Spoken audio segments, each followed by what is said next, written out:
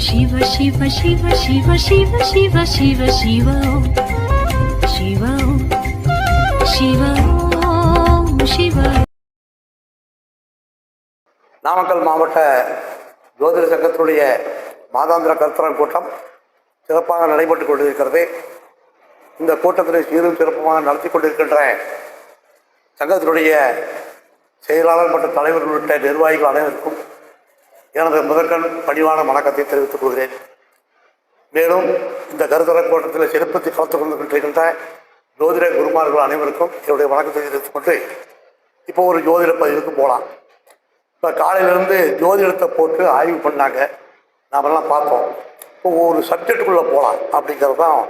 இப்போ ஒரு சப்ஜெக்டில் போகலாம் அப்படின்னோம்னா, இப்போது தாராபலன் அப்படிங்கிற சப்ஜெக்டுக்கு போகலாம். 27 நட்சத்திரத்துக்கும் தாராபலன் எப்படி பார்க்குறது அப்படிங்கிற சப்ஜெக்டுக்கு போகலாம். இப்போ தாரை அப்படின்னா என்ன அர்த்தம் அப்படின்னோம்னா, நமக்கு சொந்தமான ஒரு பொருளை பிறருக்கு தாரை வார்த்து கொடுப்பது தான் தாரை அப்படின்னு அர்த்தம். இப்போ திருமண பொருத்தத்தில் தாரை வார்த்து கொடுக்கறதுனா தன்னுடைய மகளை இன்னொருத்தருக்கு தாரை வார்த்து கொடுக்கறது தான் அந்த தாரையை வார்த்து கொடுக்கறதுன்னு சொல்லுவாங்க. அதே மாதிரி தாராபலன் அப்படிங்கிறதே ஒரு நட்சத்திரம் நமக்கு சாதகமாக இருக்கிறதுக்கு தான் அந்த நட்சத்திரத்துக்கு தாராபலன் அப்படிங்கிறோம். இப்போது 27 நட்சத்திரம் நமக்கு இருக்குது. இந்த 27 நட்சத்திரமும் நமக்கு நல்லதாக கொடுக்குமா அப்படின்னு பார்க்கணும் அப்படின்னோம்னா, இன்றைக்கி ஒரு சுபகாரியம் நடக்கணும் அப்படின்னும் இப்போ நாம் பிறந்த ஜென்ம நட்சத்திரம் என்னான்னு பார்க்கணும். அந்த ஜென்ம நட்சத்திரத்துக்கு இன்றைக்கி நட்சத்திரம் என்ன நட்சத்திரம் ஓடுதுன்னு பார்க்கணும். இந்த மொத்த நட்சத்திரம் எத்தனை நட்சத்திரம் வருதோ அதை 9ஆல் வகுத்து மீதி என்ன வருதோ அதுதான் தாரை, இன்னைக்கு தாரைன்னு அர்த்தம். இப்போது 1வது வந்தால் அது ஜென்ம தாரை, 2ஆவதாக வந்தால் அது சம்பத்து தாரை, 3வது வந்தால் அது விபத்து தாரை, 4வது வந்தால் சேமதாரை, 5வது வந்தால் பிரத்யேக தாரை, 6வது வந்தால் சாதக தாரை, 7வது தாரையை வந்தால் வதை தாரை, 8வது தாரை மைத்திரம், 9வது பரம மைத்திரம் அப்படிங்கிறது 9 தாரையில் வருது. இப்போ இப்படி பார்க்கும்போது என்னாச்சுன்னா, நாம் ஒவ்வொரு ஜனனம் ஒரு ஜனனம் உருவாச்சுன்னா எந்த நட்சத்திரத்தில் அந்த ஜனனம் உருவாகுதோ அந்த நட்சத்திரத்தினுடைய அதிபதியினுடைய நட்சத்திரம் 3 நட்சத்திரம் தான் அவருக்கு ஜென்மம், அணுஜென்மம், திருஜென்மம்னு வரும். ஒருத்தர் சூரிய நட்சத்திரத்தில் பிறந்தார் அப்படின்னா அந்த சூரிய நட்சத்திரத்தில் உத்திராடத்தில் பிறந்தாருன்னா உத்திராட, கார்த்திகை, உத்திரம் அப்படிங்கிறது தான் அந்த ஜென்மம், அணுஜென்மம், திருஜென்மம் வரும். இதை அடிப்படையாக வச்சு தான் தாராபலனை ஃபிக்ஸ் பண்ணுறாங்க. அப்போ முதல் நட்சத்திரம் அப்படிங்கும்போது ஜென்ம நட்சத்திரமாக வரும். அப்போ 10வது நட்சத்திரம் அப்படிங்கும்போது அணுஜென்மமாக வரும். 19வது நட்சத்திரம் திருஜென்மமாக வரும். இப்போது தாராபலன் பார்க்கும்போது அப்படின்னா, இப்போ ஜென்ம தாரை நமக்கு என்ன சொல்லும் அப்படின்னம்னா, மனக்குழப்பம், கவலை, நிம்மதியின்மையை கொடுக்கும் ஜென்ம நட்சத்திரம். இந்த ஜென்ம நட்சத்திரத்துக்கு தான் கோயிலில் அர்ச்சனை பண்ணுறமே தவிர மற்றதுக்கு எதுக்கு அர்ச்சனை பண்ணுறதில்லை. ஏன்னா நமக்கு ஒரு பிரச்சனை வரக்கூடாது அப்படிங்கிறது தான் கோயிலில் அர்ச்சனை பண்ணுற ஜென்ம நட்சத்திரத்துக்கு. அதே மாதிரி தான் இந்த ஜென்ம நட்சத்திரம் அப்படிங்கிறது என்னன்னு பார்த்தீங்கன்னா, இந்த 1, 10, 19 தான் ஜென்ம நட்சத்திரமாக நமக்கு வருது. இதை 9ஆல் வகுத்தோம் அப்படின்னோம்னா 1 தான் வரும். அப்போது அது ஜென்ம நட்சத்திரமாக தான் வரும். 10வது நட்சத்திரம் 9ஆல் வகுத்தா மீதி 1 தான் வரும். அதே மாதிரி 19வது நட்சத்திரத்தை 9ஆல் வகுத்தா மீதி 1 தான் வரும். அப்போது அது ஜென்ம நட்சத்திரமாக தான் செயல்படும். அப்போ ஜென்ம நட்சத்திரமாக செயல்படுது அப்படின்னோம்னா அது ஒரு மனக்குழப்பம், கவலை, ஒரு நிம்மதி இல்லாத சூழ்நிலையை நமக்கு கொடுக்கும். ஜென்ம நட்சத்திரம் அப்படிங்கிறது ஜென்மம், மனக்குழப்பம், நிம்மதியின்மை. அதே மாதிரி சம்பத்து, லாபம், தனவரவு அப்படிங்கிறத கொடுக்கும். விபத்து, தண்டம், நஷ்டம், கஷ்டம் விபத்துங்கிறது. சேமம் அப்படிங்கிறது சகலவித நன்மை. கிருத்திக் அப்படிங்கிறது காரியத்தடை, தாமதம் அதை குறிக்கும். அதே மாதிரி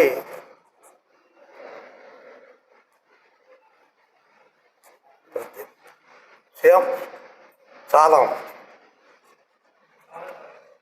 சாதகம் இதுவும் சகல நன்மை, சுகம். அப்புறம் அதை இது கஷ்டம், சிரமம், கஷ்டம், துன்பம். மைத்திரம், பரம மைத்திரம் இது சகலவித நன்மை.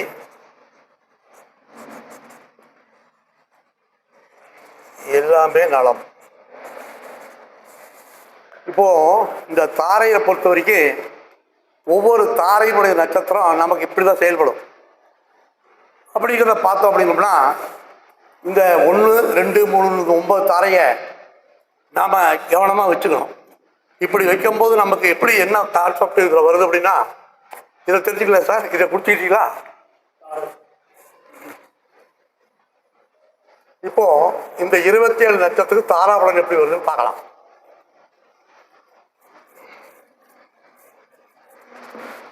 ஜென்மம் 1, 19, 10, 19. சம்பத்து 2, 11, 20. விபத்து 3, 12, 21. சேமம் 4, 13, 22. கிருத்திக் 5, 14, 23. சாதகம் 6, 15, 24.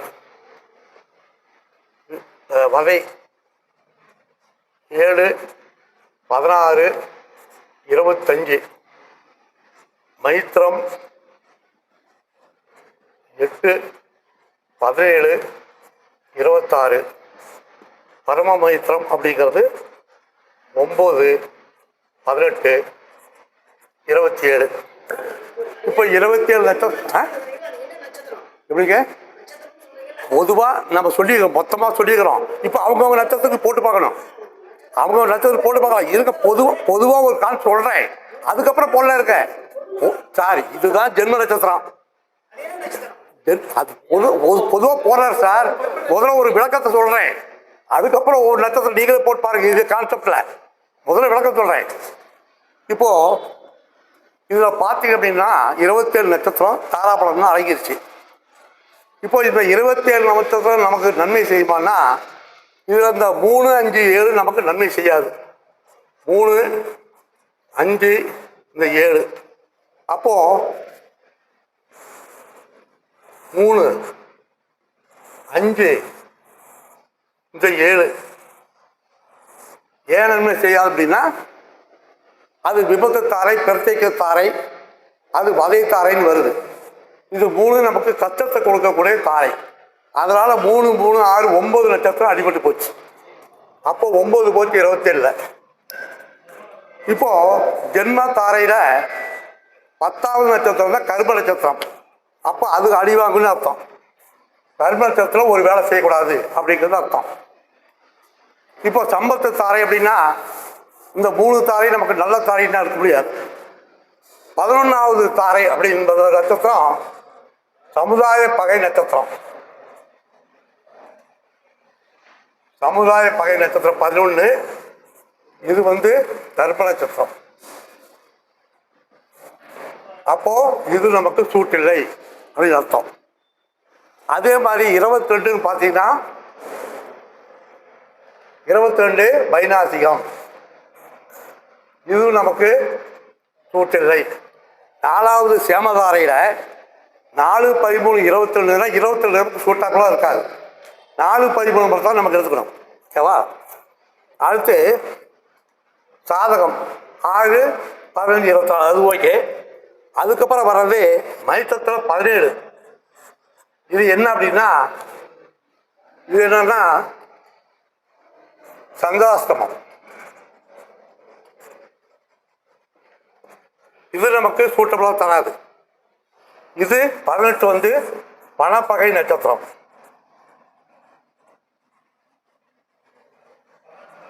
பணப்பகை நட்சத்திரம் 18வது நட்சத்திரம் பணப்பகை நட்சத்திரம். அப்போது அது நமக்கு சூட்டபிளாக தராது. இந்த தராபலனில் 10, 11, 22, 17, 18 அந்த 5 நட்சத்திரமும் நமக்கு சூட்டபிளாக வராது அப்படிங்கிற கான்செப்ட். அப்போ ஏற்கனவே ஒரு 9, இப்போ ஒரு 5, 14, மீதி போனால் 23 நட்சத்திரம் இருக்கு. 14 போனால் இந்த 13 நட்சத்திரம் தான் கையில் இருக்கு. இந்த 13 நட்சத்திரமும் நல்லது செய்யுமா அப்படின்னு பார்த்தா அதுலேயும் சில பிரச்சனைகள் இருக்குன்னு அர்த்தம். இந்த 13 நட்சத்திரத்தில் 1 அவயோகி நட்சத்திரம், 2 வேதை நட்சத்திரம், 3 முடக்கு நட்சத்திரம். இந்த 3 நட்சத்திரமும் அது நமக்கு சூட்டபிளாக வராது. அப்போது 9, 14, 17. இந்த 17ல் 10 நட்சத்திரம் தான் நமக்கு சூட்டபிளாக வரும். மொத்தம் இருக்கிற 27 நட்சத்திரத்தில் இந்த 10 நட்சத்திரம் தான் நமக்கு சூட்டபிளாக வரும். அப்படி பார்க்கும்போது ஜென்மத்தாரையில் அந்த 19 நட்சத்திரம் வந்தாலும் கூட இந்த நட்சத்திரம் 1 அந்த 19 கூட சூட்டபிளாக வராது. ஏன்னா அது மன கஷ்ட குழப்பத்தை தான் கொடுக்கும். அப்போ அதில் 2 போகுது. 2 போச்சுன்னா மீதி எத்தனை வரும்? 17, 19 போனால் 8 நட்சத்திரம் தான். இந்த ஜென்ம நட்சத்திரம் அணுஜென்மம் திருஜென்மம் அப்படிங்கிறது மொத்தம் 1, 10, 19 3 நட்சத்திரம் நமக்கு சூட்டபிளாக வராது. அந்த நட்சத்திரத்தில் ஒரு காரியத்தை செஞ்சால் அது நமக்கு திருப்தி தராது. ஏதாவது ஒரு பிரச்சனை தலகம் கொடுத்துக்கிட்டு தான் இருக்கும். அப்படிங்கும்போது அந்த 3 நட்சத்திரம் நமக்கு அவாய்ட் பண்ணிக்கலாம். 56 16 நட்சத்திரம், அப்புறம் சேமதாரையில் வர்ற 13 நட்சத்திரம், சாதக பைத்திரத்தில் வர்ற 17, 18 இது நட்சத்திரத்தை சூட்டபிளாக போக மீதி 27 நட்சத்திரம் 18 நட்சத்திரம் தான் நமக்கு சூட்டபிள். இந்த 18 நட்சத்திரம் தான் நமக்கு ஒரு நல்ல காரியத்தை நமக்கு திருப்தியாக செய்ய தெரியும். அந்த காரியத்தில் அந்த நட்சத்திரத்தில் நாம் ஒரு காரியத்தை செஞ்சோம்னா எல்லாமே வளர்ச்சி அடையும். அப்படிங்கிறது தான் இந்த மொத்தத்துடைய தாராபலனுடைய கான்செப்டே. இப்போது இதை போட்டுக்கிட்டு ஒருத்தருடைய நட்சத்திரம் என்னான்னு பார்த்தோம்னா அந்த நட்சத்திரத்துக்கு எது நட்சத்திரம் அப்படிங்கிறத நம்ம கண்டுபிடிக்கலாம். அது இன்னும் ஒருத்தர் சொன்னோம்னா வரிசையாக போட்டுக்கலாம். ஒரு நட்சத்திரத்தை போட்டு சொல்கிறேன், அதை மட்டும் பார்த்துக்குங்க. அந்த நட்சத்திரத்துக்கு இதுதான் சூட்டபிள் அப்படின்னு பார்த்துக்கலாம். இதில் அந்த வர நட்சத்திரத்தில் இந்த 3 அவயோக நட்சத்திரம் அது அடிபட்டு போயிடும், வேத நட்சத்திரம் அடிபட்டு போயிடும், முடக்கு நட்சத்திரம் அடிபட்டு போயிடும். இந்த அடிபட்டு போக மீதி 8 நட்சத்திரம் தான் நமக்கு சூட்டபிள். அந்த அவங்க நட்சத்திரத்துக்கு போட்டு பார்த்தீங்கன்னா நமக்கு எந்த நட்சத்திரம் சூட்டபிளாக வருது கண்டுபிடிச்சிடலாம். இப்போ ஒரு நட்சத்திரத்தை மட்டும் நம்ம போடுவோம்.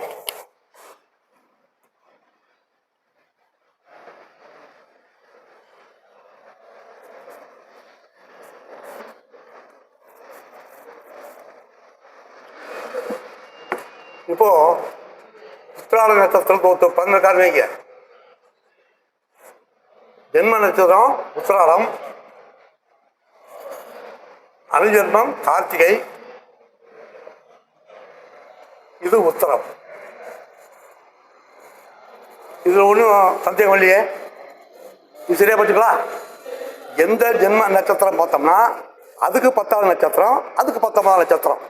இதுதான் ஜென்மம், அணுஜென்மம், திருஜென்மம். இப்போ இதுக்கு வரிசையாக நம்ம 2வது நட்சத்திரம் பார்க்குறோம். உத்தரத்துக்கு அப்புறம் உத்திராடம், திருவோணம், அவிட்டம், சதயம், ஊரட்டாதி, உத்திரட்டாதி, ரேவதி, அஸ்வினி, கார்த்திகை, ரோகிணி, மிருகசீடம், அஸ்வினி, ரைட் ரைட், சாரி, ரைட், பரணி, அஸ்வினி, பரணி, பரணி, கார்த்திகை, ரோகிணி, மிருகசீடம், திருவாதிரை, புனர்பூசம், பூசம், ஆயில்யம், மகம், பூரம், அஸ்தம், சித்திரை, சுவாதி, விசாகம், அனுசம், கேட்டை, மூலம், போராடம். இதுதான் சார். இப்போ 1, 10, 19 வரிசை தெரிஞ்சுக்கிட்டீங்களா சார்? நீங்கள் கேட்டீங்களேன். சரி, இப்போ புரியுதா? இப்போ புரியுதா? அதாவது முதல்ல சொன்னது என்னன்னா, அது என்ன கான்செப்டில் வருதுங்கிறது மொத்தமாக போட்டு பார்த்தது. இப்போ நட்சத்திரம்னு போட்டு பார்த்தோம்னா நமக்கு அது விளங்கிடும்.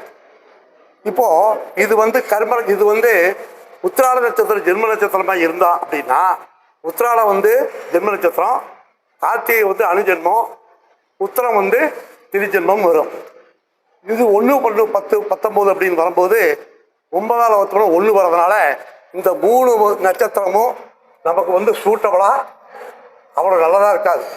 இந்த நட்சத்திரத்தில் உத்திராடத்தில் பிறந்தவங்க இந்த நட்சத்திரத்தில் வர நாளைக்கு எந்த ஒரு சுப காரியமோ எந்த ஒரு சுப நிகழ்வு செஞ்சால் ஒரு பிரச்சனை தான் கொடுக்கும் அப்படிங்கிற கான்செப்ட். ரைட்டு. இதில் இது என்னது? கர்ம நட்சத்திரம் அப்படின்னு சொல்லியிருக்கிறோம்.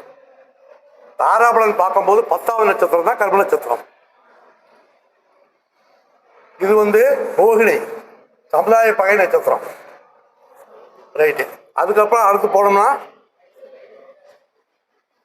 19, 20, 21, 22. இது வைநாசிகம். 23, 24, 25, 26, 27, 28. இது ரைட்டு. அடுத்து மகம். இது சந்திராஷ்டமம். அது அந்த ராசியில் பார்த்தாவே கரெக்டாக நமக்கு தெரியும். உத்திராடம் தான் மக நட்சத்திரம் தான் 8வது ராசியில் வர முதல் நட்சத்திரமாக இருக்கும். இது முதல் நட்சத்திரம் பிறந்தனால அந்த 8வது நட்சத்திரம் முதல் நட்சத்திரம். ஓகேவா? ரைட். இது பணப்பகை நட்சத்திரம். ரைட். இந்த 5 நட்சத்திரமும் நமக்கு சூட்டபுளாக வராது உத்திர நட்சத்திரம் பிறந்தவங்களுக்கு. இந்த மீதி இருக்கிற நட்சத்திரங்கள்ல இது 3 சூட்டபுள் ஆகாது. அப்புறம் இது 3 சூட்டபுள் ஆகாது. அப்புறம் இது 3 சூட்டபுள் ஆகாது. மீதி இருக்கிற நட்சத்திரத்தில் அபியோக நட்சத்திரம் என்னன்னு பார்க்கணும், வேதை நட்சத்திரம் என்னன்னு பார்க்கணும், முடக்க நட்சத்திரம் என்னன்னு போட்டு பார்க்கணும். இந்த 3 நட்சத்திரமும் அடிவாங்கினா மீதி இந்த 8 நட்சத்திரம் தான் இருக்கும். இந்த 8 நட்சத்திரம் இருந்தது அப்படின்னா அந்த 8 நட்சத்திரத்தில் தான் அந்த ஒரு காரியம் அவங்க செஞ்சாங்க. இதே மாதிரி ஒவ்வொரு ராசிக்கும் ஒவ்வொரு நட்சத்திரத்துக்கும் நீங்கள் போட்டு பார்த்தீங்கன்னா நமக்கு எந்த நட்சத்திரம் சூட்டபுளாக இருக்கும் அப்படிங்கிறது நமக்கு தெரியணும். அப்போ நமக்கு என்ன தெரியணும் அப்படின்னா 2வது தாரை, 4வது தாரை, 6வது தாரை, 8வது தாரை, 9வது தாரையில் வர நட்சத்திரம் மட்டும்தான் நமக்கு சூட்டபுளாக தரும். அந்த நட்சத்திரத்திலையும் நான் சொன்ன அந்த 5 நட்சத்திரத்தை டெலிட் பண்ணிட்டீங்கன்னா மீதி நட்சத்திரம் தான் நமக்கு சாதகமான ஒரு நன்மையான பலனை தரும் அப்படிங்கிறத சொல்லி நல்ல ஒரு வாய்ப்புக்கு நன்றி கூறி விடைபெறேன். அடுத்த ஒரு கருத்தரங்க கூட்டத்திலே மேலும் ஒரு ஜோதிட பதிவினை உங்களுக்கு வழங்கியிருக்கிறேன். அதுவரையிலும் உங்களிடம் விடைபெற்றுக் கொள்வது உங்கள் ஜோதிட அன்னை ஆர் வடிவேலு, வட்டாட்சியர் ஓய்வு. எனது செல் நம்பர் 95 147 78 968. மற்றொரு வாட்ஸ்அப் நம்பர் 99 528 26 126. நன்றி, வணக்கம்.